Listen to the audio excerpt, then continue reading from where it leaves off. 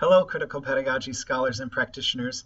My name is Garvey, and I'm an assistant professor of higher education, and I've been in my role for about 2 years. The cornerstone of my teaching philosophy is grounded in preparing students to become skillful, innovative, and reflective practitioners and scholars. And in thinking about critical pedagogy, the issue of power is most salient to me, or in other words, whose voices are and are not heard in a classroom context. In that regard, I thought I'd share a little bit about my journey as a gay and queer person in classroom settings, as both an undergraduate and graduate student and as a faculty member. My queer identity is central to my being, both professionally and personally. I remember the first time I came out to my advisor in my master's program, and she indirectly called me perverted and self-centered for having such interest in gender and sexuality. She further attested that I would never be employed in K-12 education because employees would not consider sexuality and gender interests appropriate for children. Flash forward to my doc program, and I was teaching undergraduate students myself. And for whatever reason, I didn't come out to my students in my first class. A couple years after that, a student came up to me with frustration and anger, saying that she wanted opportunities to express her sexual identity in the classroom, but didn't have anyone to model that behavior for her. In the same time, I taught a class on LGBTQ leadership during my doc program, and I did come out to my students. And they said there was such community and solidarity, and it felt a real connection with each other. Well, feeling empowered from that class, I wrote an article for the school newspaper on the importance of queer and trans faculty coming out to their students in the classroom. The first comment on the article read, "Where does it matter where you stick your DICK? Just teach me the damn content." So needless to say, it was a pretty jarring experience, and it felt like it made me question once more whether or not I should come out in the classroom to my students. And personally, it was such a destructive and intimate affront on not only my teaching, but on my identity. Recently at a national conference, a senior faculty member came up to me and said that my research was too gay for her and her colleagues to handle.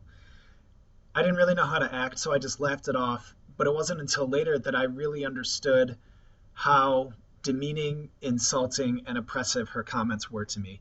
Not only was she saying that my research agenda was inappropriate, but that my personal identity was not welcomed in a professional space.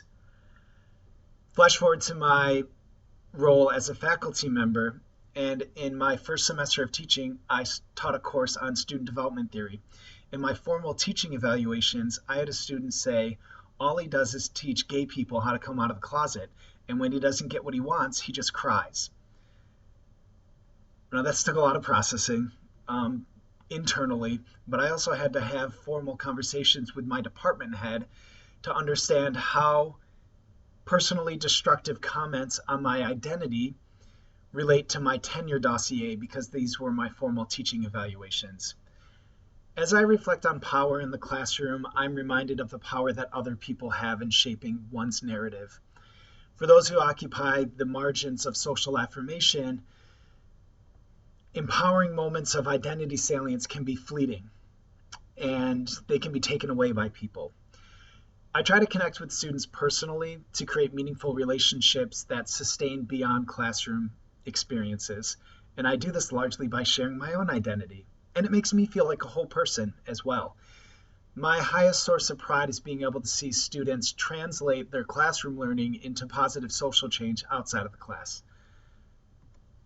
Recently, scholars have said that faculty members disclosing too much in the classroom can be a detriment to their credibility.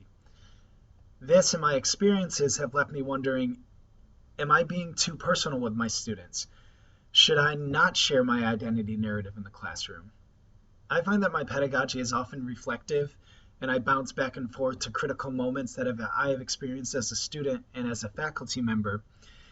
Developing a firm philosophical foundation in my pedagogy has been quite difficult, and I want to believe that it's grounded in the depths of my belief, but reality says that a lot of what I experience is shaped by other people. I'm thankful for the opportunity to reflect on my pedagogy, and I don't really think I have that many answers, but I'll continue doing so and hope that you will as well. Thanks.